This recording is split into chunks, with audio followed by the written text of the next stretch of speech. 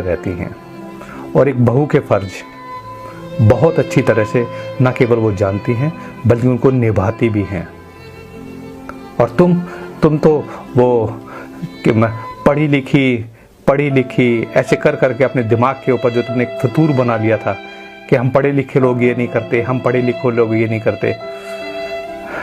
बहुत ही विडंबना है कि तुम जानती हो कि सबसे ज्यादा तलाक भी पढ़े लिखों के बीच में ही हो रहे हैं। दूसरी तीसरी शादियां भी पढ़े लिखे लोगों के बीच में हो रही है। खैर, तुम नहीं समझोगी क्योंकि तुम पढ़ी लिखी हो ना। और वो तुमने तो वो MBA किया है ना। MBA की तुम क्या बोलती थी? मास्टर ऑफ बिजनेस एडमिनिस्ट्रेशन की मास्टर हो तुम। एक छोटे से घर का तो एडमिनिस्ट्रेशन तुम संभाल नहीं पाई, बिजनेस को क्या संभालोगी?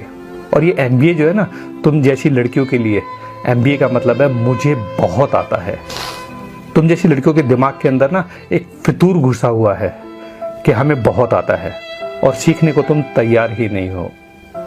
एक 2 मिनट की मैगी बनाने के अलावा तुम्हें कुछ आता था? और मेरी माँ ने केवल ये कहा कि बेटा मेरे साथ आ, मैं तुझे सिखाऊंगी। वो तो एक बेटी की तरह तुम्हें सिखाना चाह रही थी ना, लेकिन तुम्हारी सो कॉल्ड एजुकेशन तो अलाउड ही नहीं कर रही थी कि एक अनपढ़ से तुम सीखोगी। हाँ, सही किया तुमने, सही किया। शायद तुम्हारी जगह तुम्हारी जैसी कोई पढ़ी लिखी लड़की होती तो यही करती। और पता नहीं कहां पर दुनिया के किस कोने के अंदर कहीं ना कहीं पे एक लड़की वही कर रही है जो तुमने किया।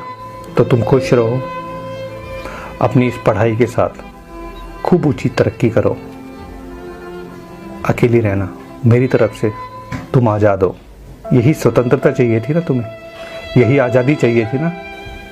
तुम 1 दिन रुको, तुम 2 दिन रुको, तुम हमेशा के लिए रुको, मुझे कोई फर्क नहीं पड़ता। सॉरी मेरी माँ की तरफ से जो तुम्हारे सपनों को तोड़ा।